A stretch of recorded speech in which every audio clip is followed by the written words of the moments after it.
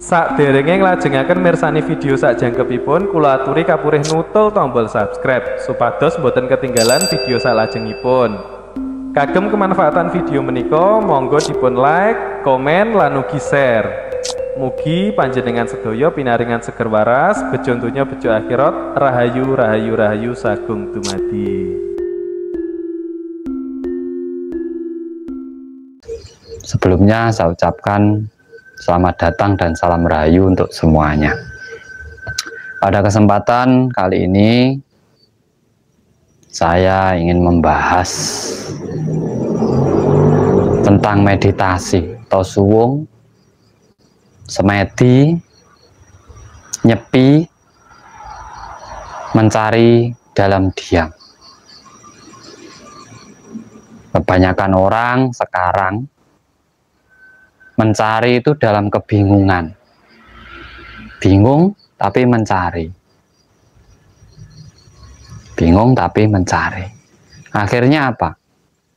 Akhirnya hanya wirawiri ke sana ke sini, ke sana ke sini, mengikuti tanpa tujuan.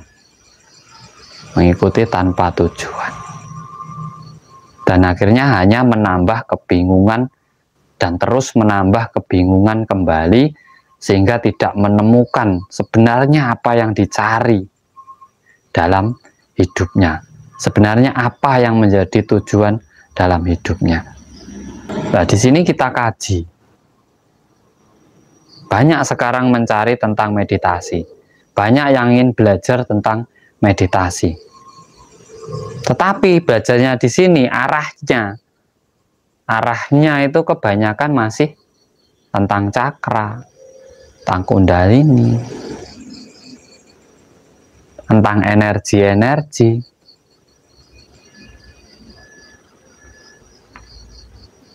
Yang sebenarnya itu jauh dari apa sebenarnya tujuan dari meditasi itu sendiri. Apa sebenarnya suwung itu sendiri. Apa sebenarnya semedi itu sendiri. Karena kalau kita kaji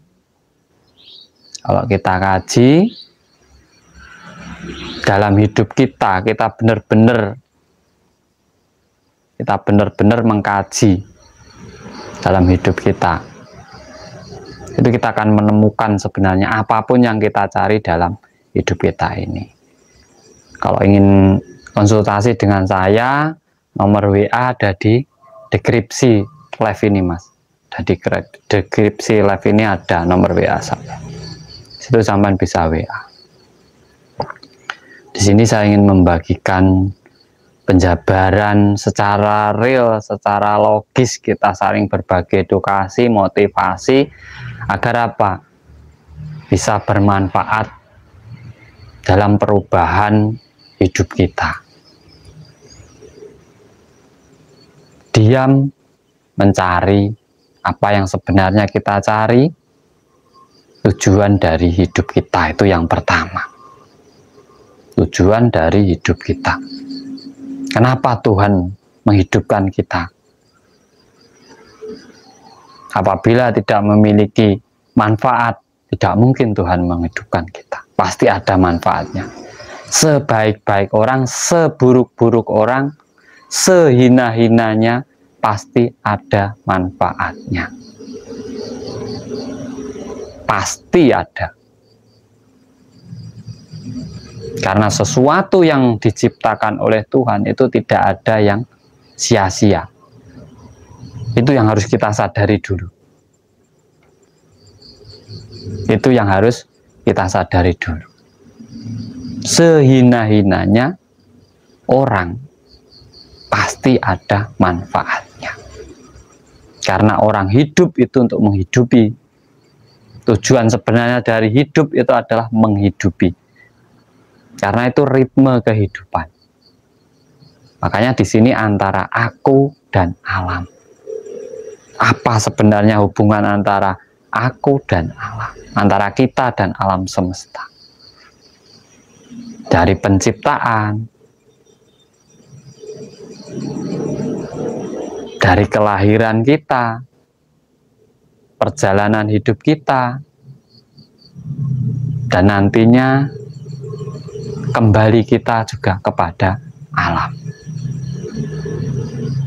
Agar kita bisa bersinergi dengan alam, agar kita mampu menghargai seluruh makhluk yang ada di alam semesta ini.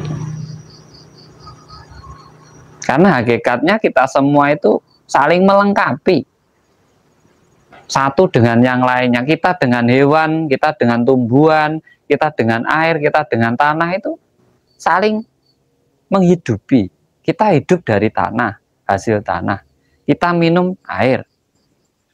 Badan kita dari tanah. Tubuh kita ada air. Nah, ini yang harus digali di saat kita diam atau meditasi. Menyadari unsur alam yang ada dalam diri kita. Makanya di saat kita mampu menggali diri kita sendiri, ada orang bisa memindah hujan.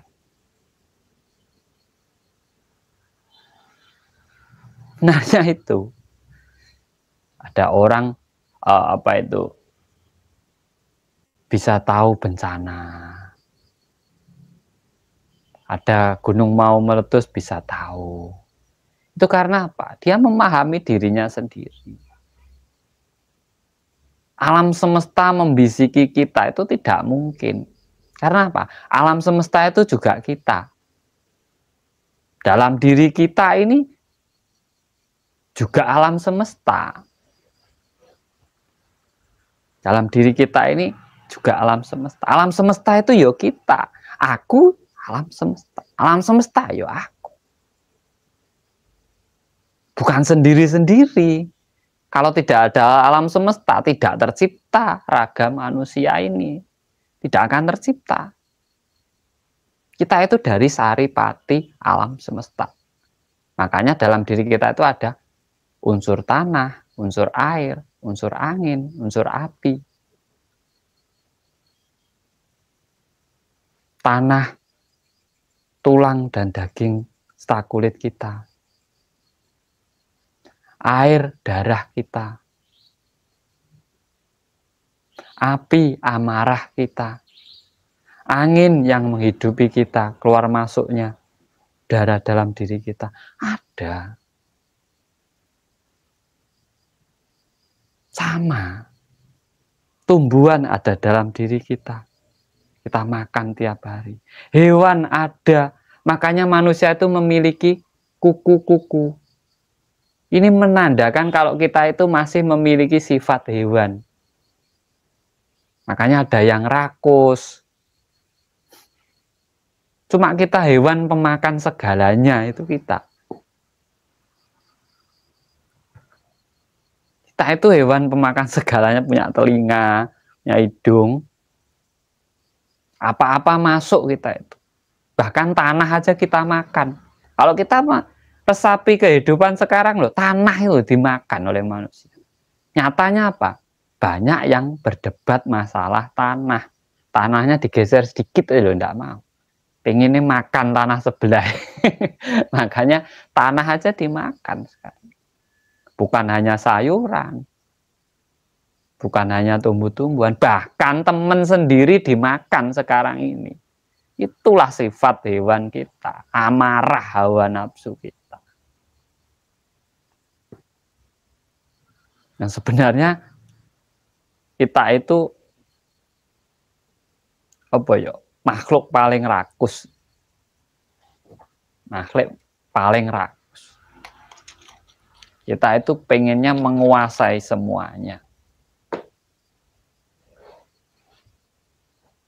Pengennya menguasai semuanya. Tidak cukup. Dan tidak pernah cukup sebelum meninggal. Selalu kurang.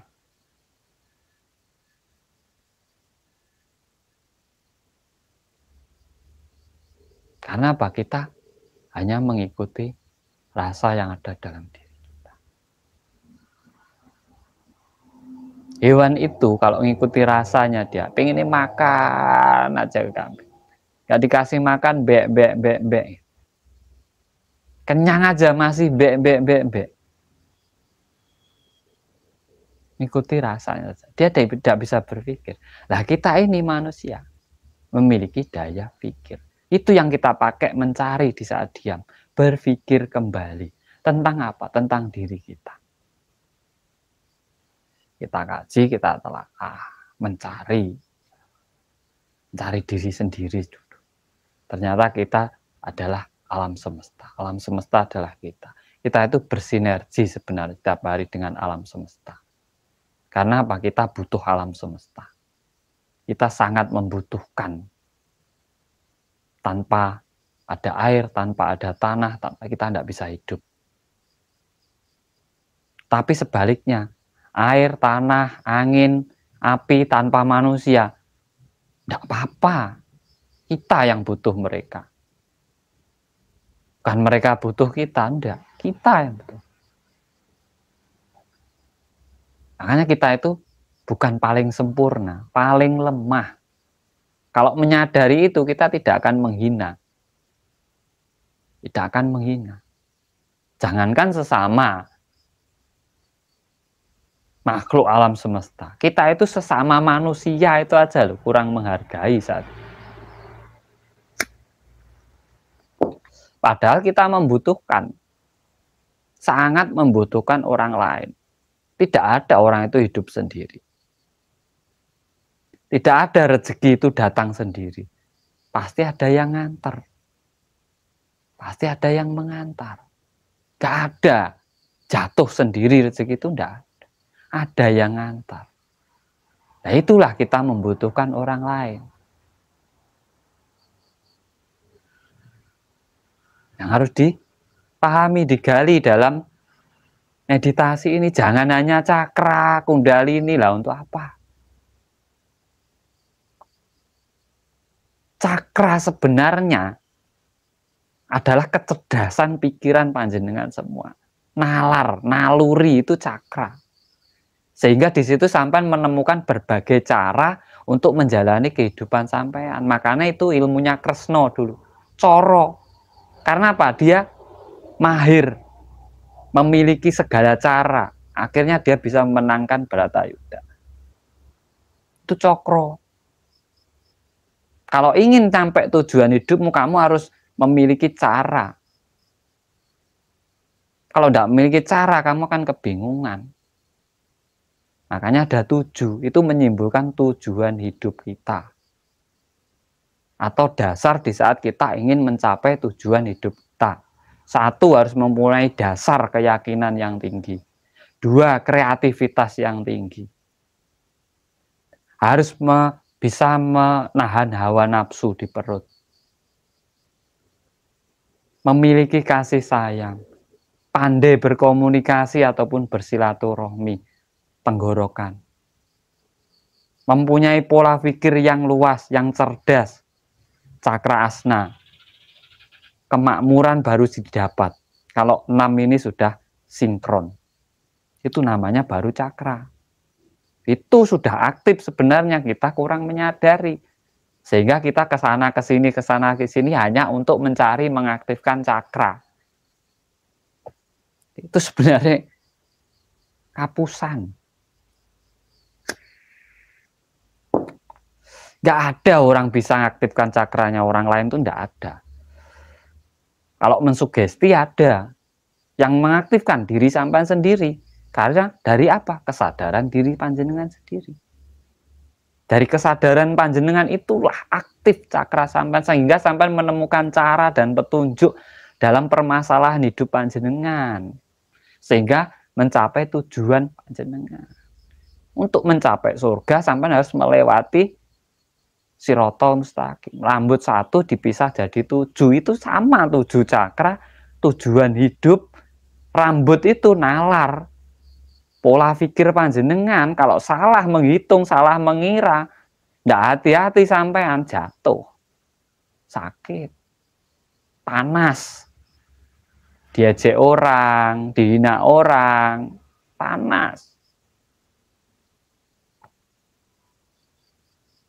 Itu kalau cakra. Kundalini keseimbangan. Keseimbangan. Makanya kalau kundalininya mati, lumpuh orang, rata-rata orang itu yang kena tulang ekornya lumpuh. Itu hubungannya karena dengan otak kecil. Seimbangan diri. Kalau sampean punya tujuan terus seimbang hidup sampean, cakra sampean aktif, punya cara hidupnya seimbang, ya sudah kita sampai ke kemakmuran hidup. Nah, kita tidak bisa makmur karena apa? Terombang-ambing oleh rasa kita sendiri, hawa nafsu. Sana sini, sana sini, merendahkan orang lain, menyalahkan orang lain, menghina orang lain, merendahkan makhluk lain. Entah itu hewan, entah itu tumbuhan. Kita kurang menghargai, padahal tanpa mereka kita tidak hidup. Kita makan dari mereka. Itu yang harus kita cari. Makanya aku alam. Alam aku. Kalau sudah menyadari itu namanya manunggal. Timbulnya tingkah laku. Sampai akan menghargai seluruh makhluk di alam semesta. Tidak mungkin menghina. Kalau kita masih menghina orang lain apalagi, masih jauh dari kata manunggal. Masih jauh kedekatannya dengan Gusti. Masih mampu menghina kok. Bahkan banyak yang menghina dirinya sendiri. Saya itu, saya ini. Sampai itu ciptaan Tuhan, mereka juga ciptaan Tuhan sama. Kenapa harus menghina? Tuhan aja tidak membeda-bedakan, kenapa kita membedakan? Itu yang harus kita gali dalam diam. Meditasi itu sebenarnya seperti itu. Bukan duduk diam, energi, terus nanti wah saya masuk dimensi lain, itu halusinasi. Saya dengar bisikan alam, Kang, itu halusinasi. Halusinasi itu. Alam kok bisiki, lah kita ini alam kok, masa bisiki diri sendiri. Saya dapat bisikan dari leluhur, lah leluhur itu sudah ada dalam diri kita sendiri kok.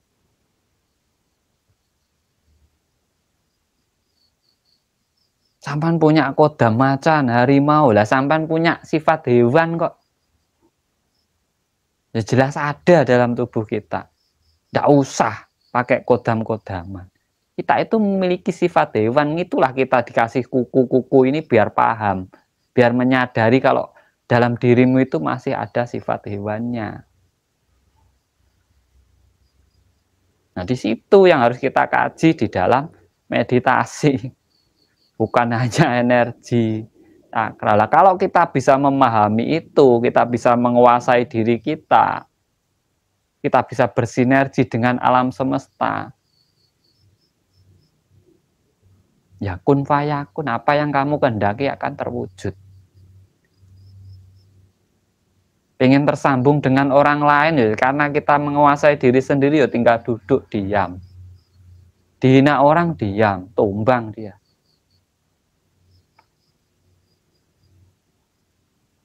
Karena apa? Bisa menyalurkan frekuensi otaknya, telepatinya, kebatinannya. Orang sekarang itu sibuknya di situ. Sibuk belajar tenaga dalam. Nah, kita itu sudah punya tenaga dalam. Gak usah belajar. Karena kamu kurang sadar, kamu tidak menyadari dalam dirimu itu tenaganya luar biasa. Tidak ada yang mampu mengukur. Tidak perlu diisi, tidak perlu diaktifkan, kamu sudah punya. Di saat kita mampu mengangkat air, ini sudah tenaga dalam, tenaga yang dari dalam diri kita. Apa perlu diaktifkan? Apa perlu amalan? Apa perlu tirakat? Kan tidak, sudah ada kok. Nah kok perlu itu Kang, ada puasa deh. Nah, sampean kan kurang percaya diri. Sampean kurang menghargai diri sampean sendiri, kan di situ sebenarnya. Jadi ribet, spiritualnya jadi ribet, banyak teori kurang praktek. Sehingga mudah terombang-ambing.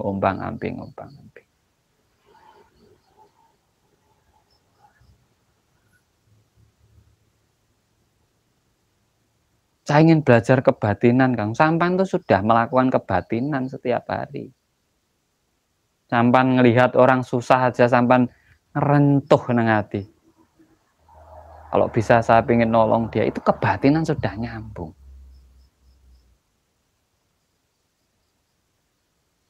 Sudah tiap hari. Kebatinan, tenaga dalam, itu sudah ada, nggak usah diisi. Loh, kalau tenaga dalam ngisinya dari luar, itu pakai nasi sama es teh. Kalau diisikan gini, itu namanya sampean kapusan, tersugesti. Hanya sugesti. Sama buka mata batin kok diginikan, sudah terbuka. Sugesti, sampean tuh kapusan. Percuma mahar banyak-banyak. Tentu nanti tidak ada efeknya. Dalam hidup sampean nggak ada gunanya itu. Sampean ngelihat goib aja gini dari sugesti sampean, malah bikin susah. Cari beras susah, tambah ngelihat benda-benda gitu, malah susah. Cakra asna ada di sini, mata batin ada di sini, itu adalah untuk ukuran di saat sampean melihat itu biar tidak mudah percaya. Apa yang sampean lihat harus sampean pikirkan. Kalau ada hasilnya dirasakan, kalau tidak ada hasilnya ya udah tidak usah dilakukan. Itu sebenarnya dinamakan mata ketiga. Agar apa? Bisa memperoleh kemakmuran cakra mahkota. Tapi saya ibarat ngomong seperti ini, yo, tidak semua orang percaya. Karena apa? Terlalu simpel. Pengennya yang susah-susah, yang pakai tirakat, yang pakai mantra. Tirakat itu untuk mengembalikan kesadaran diri. Mantra untuk sugesti diri. Kalau sampean merasa sudah makrifat, sudah dekat dengan Tuhan, sampean tidak butuh tuh mantra sama tirakat. Sudah dekat kok. Kalau jauh butuh. Sampean dan saya karena jauh, sampean butuh HP untuk melihat saya. Tapi kalau sudah bersama saya di sini, sampean HP itu sampean taruh sudah tidak butuh. Sampean sudah ngobrol sama saya enak. Itu makrifat. Kalau orang makrifat masih hidupnya aja bingung, aku makrifat. Masih harus pakai amalan, harus pakai mantra, harus pakai puasa gini. Belum dekat. Masih mencari jalan itu.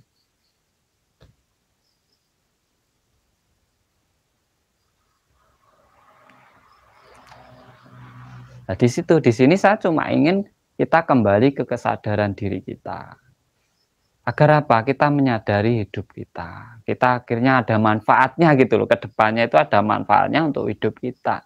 Tidak sekedar sampai melihat channel saya. Sampai merasa terhibur. Enggak. Saya ingin ada manfaatnya. Karena saya membuat channel itu ingin membuat sejarah. Agar saya berguna untuk yang lain. Ilmu saya itu berguna untuk orang lain. Bukan untuk diri saya sendiri. Bukan untuk memperkaya diri saya sendiri. Tapi memang benar-benar berguna untuk yang lain. Makanya saya wedar, saya bongkar itu. Bukan karena saya merasa paling pintar. Saya itu berbagi. Diterima monggo, tidak diterima ya tidak apa-apa. Yang penting saya mengasih tahu yang sebenarnya. Soal percaya tidak percaya itu kembali ke jenengan. Soal iya atau enggak itu kembali ke jenengan. Baik atau enggak itu kembali ke diri kita masing-masing. Saya tidak perlu dipercaya, sampai jangan percaya saya juga. Jangan. Tapi kita pikirkan, setelah difikirkan baru dirasakan. Ada benernya atau enggak. Kalau enggak usah dilakukan, kalau benar dilakukan. Itu namanya belajar. Dan saya belajar dari jenengan belajar dari sama-sama. Dan monggo sambil dibantu like-nya yang belum like. Biar kita saling berbagi bersama-sama.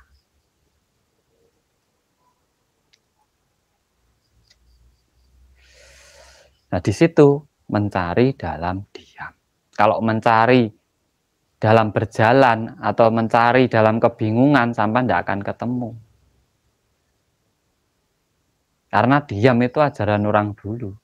Di saat orang sudah bingung mencari sana sini, ternyata dengan diam dia bisa menemukan segalanya. Dengan diam dia bisa melakukan segala. Itu pelajaran orang dulu sebenarnya.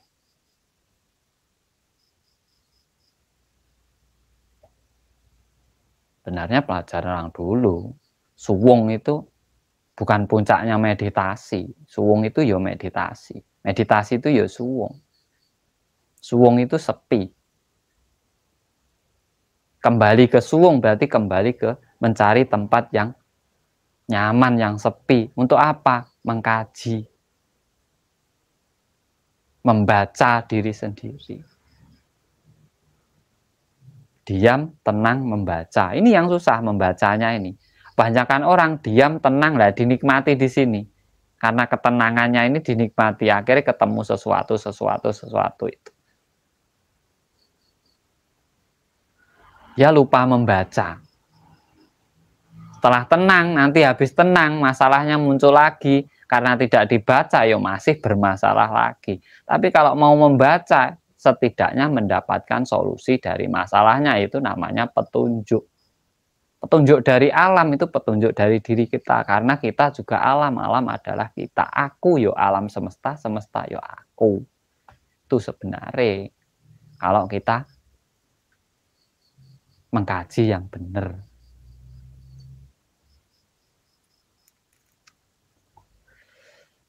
Tanpa alam kita juga bukan siapa-siapa. Kita hidup ya butuh dari alam semesta kan gitu. Kalau kita mengkaji loh. Cuman orang itu lebih cenderung dinasihati orang itu lebih senang. Dia tidak mau kembali ke diri sendiri untuk menasihati dirinya sendiri. Saya harap kita bisa mengkaji, kita bisa belajar bareng, kita bisa saling tukar pengalaman bareng tentang edukasi, motivasi, kehidupan, keilmuan, dan berbagai macam pelajaran dalam hidup agar kita bisa saling berbagi setiap hari. Makanya tetap dukung dengan like, subscribe, dan share. Semoga saja channel ini ada manfaatnya gitu aja untuk yang lainnya. Dari saya apabila ada kurang lebihnya, saya mohon maaf yang sebesar-besarnya. Sehat, lancar rezekinya, murah sandang pangan, gemah ripah loh jinawi toto titi tentrem, rahayu, rahayu, rahayu, sagung dumati.